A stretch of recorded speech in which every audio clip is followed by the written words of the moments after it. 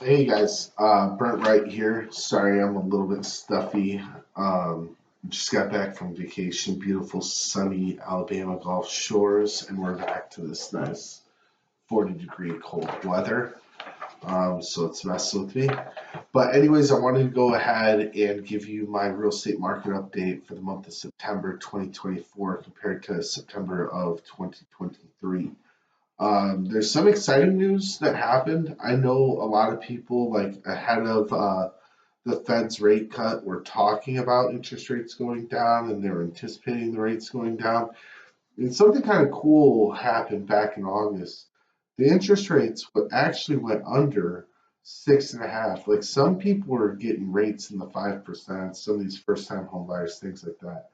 So what happened is that actually the national average rate at one point hit like 6.11% for a conventional buyer, which is absolutely amazing because just literally like a month before, in July we're sitting at 7.25, 7%. Some people are at 7.5, right? So, but because of that, it sparked a big buy demand real quick. Okay. Now we're going to talk about this because what happened in the month of September, the closed transactions actually increased from last year by 10.24%. This is insane.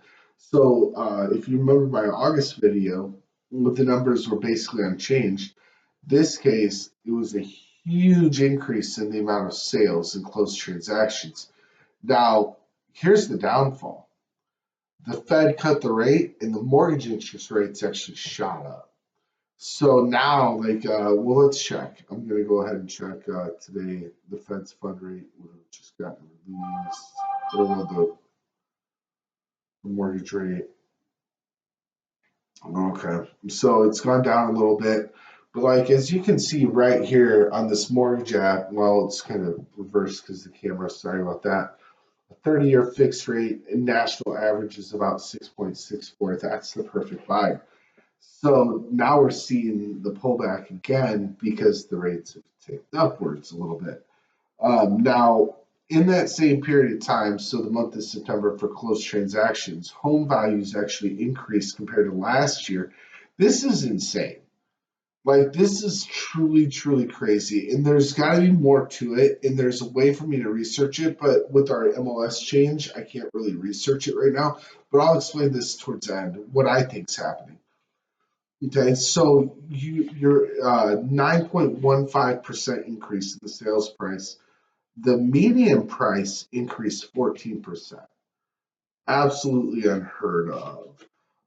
The days on market, all right, so let's go to that. So the days on market, we're down to 62.28% of homes sell within the first 30 days on market. The original list price to sales price, so that's like not taking into consideration any kind of price reductions or anything like that. Like the original list price, the day you entered it in the MLS to the sale date, if you sell it inside of 30 days, 98.39%. So we were running at 99.8%, things like that. So prices are gradually kind of coming down at this point, right? If it goes beyond 30 days, 92.26% for 31 to 60 days. Again, 61 to 90 days, this is up compared to last year at the same time, but at 90.88%. That's a 9.12% reduction, like on the price of the home from the original price. 91 to 121 days, 91.57, 121 plus days, 89.6%. This is proof that listing your house with the right price is so important. It's not about, hey, let's try to get top dollar, let's shoot for that, because like during the COVID years, like 2020, 2021, 2022, you could literally just grab a number and run with it. And depending on the appraiser you get, like it might work, right? Those days are over. You got to think buying a house today is, well, maybe not today because the rates are down compared to a few months back. But when they're at 8%, 8.25%, I know people would live during times at 18, 19% rates in the early 80s. but the wage, like for what they made on an annual basis compared to the cost of the home, is way different than it is today. It is more expensive now to own a home or buy a home than it was back then. So buyers are pickier than they've ever been. And you got to be right with the price from the beginning. And the proof is, if you price it right, you're going to sell your home. And you're going to sell it and you're going to get top dollar. But the longer the house sits, they don't care that you did that reduction or not. They just see it's been up for 90 days, right? So that's something to think about. Now, what I was talking about, sorry, I got like skin peeling. I fell asleep on the beach. So it's kind of funny. One of our last days there, was it Wednesday, Thursday, whatever. We all went to the beach, hung out. I fell asleep and got fried. I already had a good tan, but God, you can see like my neck matches my shirt. It's funny. But anyways, so what I think's happening with some of these prices is if you go pre really interest rates increasing. So I would say pre like April of 2022, a new home subdivision, say a tract builder, right? Like we know a tract builder like Lennar, D.R. Horton, Altoff, Providence. These are the big builders, right? They build a ton of homes. They're not custom homes, they're tract, right? So in any given subdivision, um, they might have 5 to 10 homes ever go on the market, period, during the build, because what they would do is they would use that one home to draw people to the neighborhood, and then their sales center would then go ahead and sell off of those homes and build other ones or whatever for those people. Some of the builders stopped building homes for people during the COVID years for the fact, like specifically for because of the fluctuation in lumber and things like that. But now with the rates going up, they want the advertisement, and so they start putting more and more homes up. Like in one neighborhood alone, I'll give you an example. In the last year, there's been 65 properties that were listed in MLS, listed and sold, not including what they sell through their sales center. If you go back 5 years ago, during the entire build out of this neighborhood, which is like around 175 homes, I think it is, the subdivision, during the build out, you might have 6 ever go on the MLS. So when you have the new construction, right? Typically, new construction kind of sets the bar for everything else in the price. That's where I think we're seeing these big increases, is because we have so much more new construction today in the MLS than we've ever had. And this is going everywhere. This is not like in a specific town. Like wherever the new construction's at with the tract builders, the big builders, there's more and more listings in the MLS now than ever before.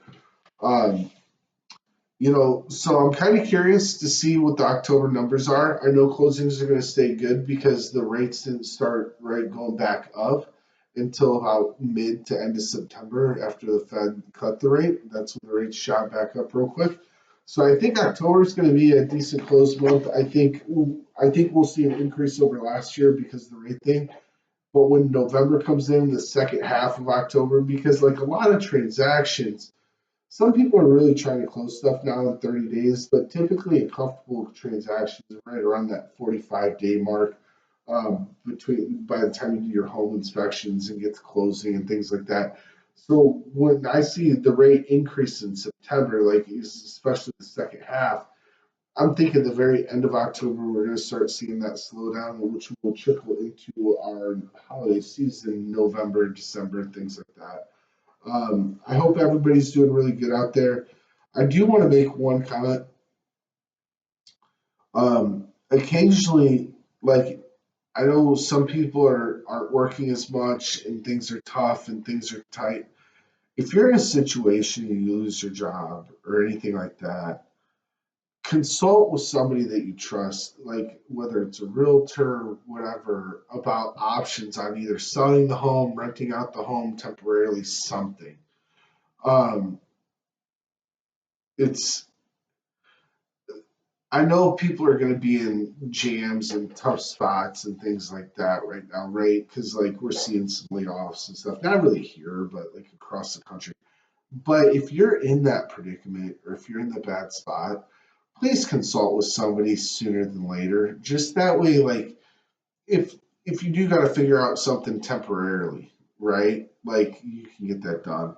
Um, Again, guys, thank you for paying attention to my video. Obviously, it's longer than normal. Let me know what you think. Do you like me blabbing more and more about different things happening in the market, or do you want me to just shut up and tell you the numbers real quick and move on?